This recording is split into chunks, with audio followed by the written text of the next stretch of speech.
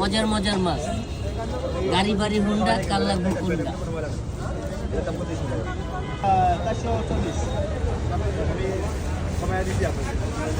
Wow, ওরে বাবা রে বাবা, বিশাল কাইকটা, কাকলে মাছ প্রায় 2.5 হাত হবে।